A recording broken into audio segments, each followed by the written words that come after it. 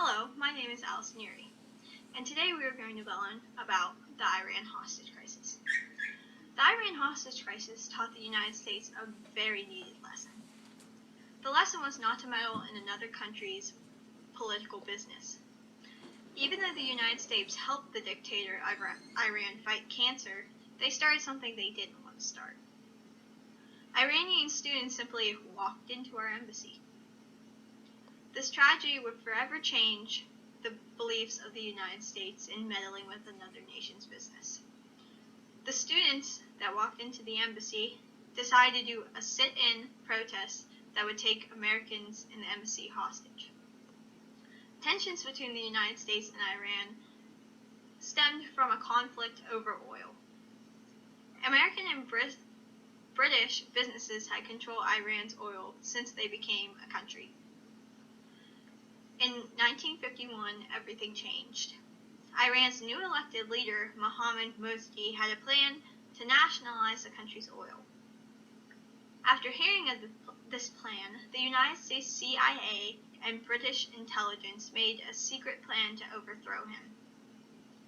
They would elect a new leader that would side with their Western oil interests. When the plan was put into effect, Mossadegh was disposed of and a new government was stated in August 1953. The new elected officials and government was a success over Western oil corporations. Mohammad Reza Shah Pahlavi was the new leader. He returned 80% of the oil to the U.S. and Britain. Even though it was a success over the Western corporations, many Iranians felt they went too far. He would have a secret. What the U.S. didn't know was that the Shah was a brutal dictator. He would have a secret police that would torture and kill millions of people.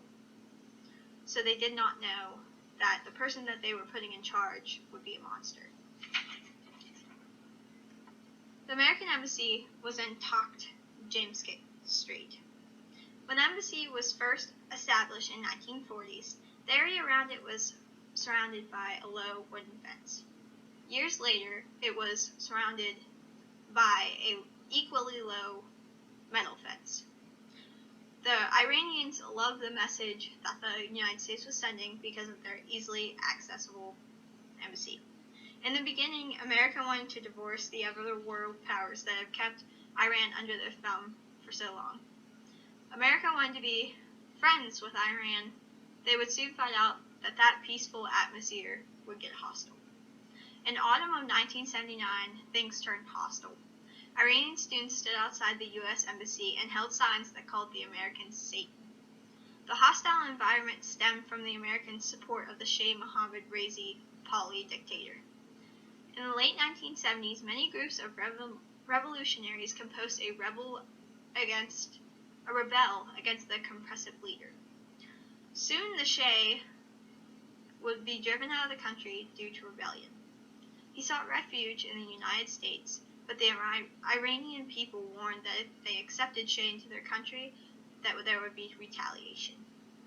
Soon it was confirmed that Shah was diagnosed with cancer. Having no choice, they had to accept him into the country. Soon after accepting Shah into the country, more and more revolutionaries gathered outside the United States Embassy with signs that attacked the U.S. and the Shah. But America really had no choice. He was the leader they picked, and he was dying of cancer. On a Sunday, November 4th, several Iranian students simply walked into the grounds of the American Embassy. When they didn't meet any resistance, they led more and more Iranians into the embassy. Many U.S. Marines tried to force the Iranians out, but the Iranians refused to leave. In response to this, the Marines sounded an alarm to warn everyone throughout the embassy. Iranian students decided to stage a sit-in until the Shah and all of his fortune were returned to Iran. They also planned on holding Americans in the embassy hostage until their demands were met. The Iranians made the American hostages march in front of the television to stir American feelings. The Iranians did, however, let African Americans and women and children go free. The hostages knew that they were going to be tortured, killed, or forced to kill their fellow Americans. News of the takeover of the embassy made an instant sensation in the U.S. Many Americans were outraged. Foreign embassies were totally private and not to be entered without permission. Great Britain and France were also outraged at this takeover. No country felt that their embassies were safe on foreign grounds. The one person that could have stopped this takeover was Ayatollah Ruhollah Khomeini, who had returned from a 15-year exile to take over the Iranian government. Khomeini was only interested in the downfall of the great Satan, which was the United States in his mind. The only thing that he did was send his son, Ahmed, to congratulate them on their amazing Islamic act. President Carter's efforts suddenly became his first priority.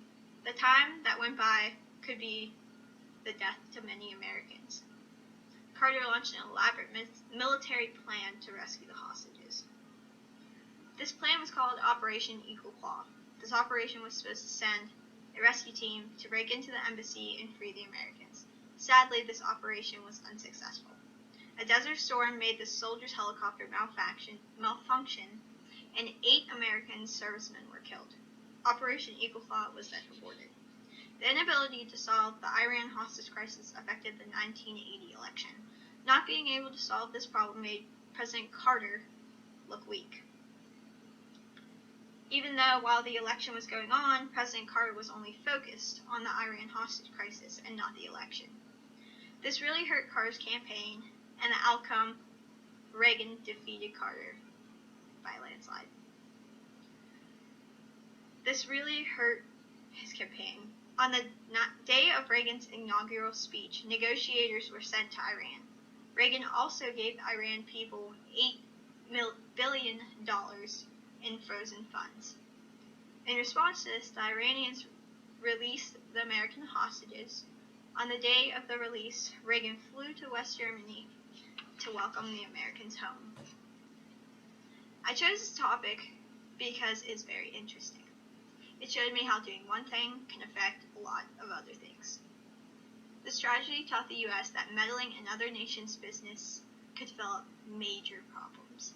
Helping another country is one thing, but going against the country's people is a big mistake.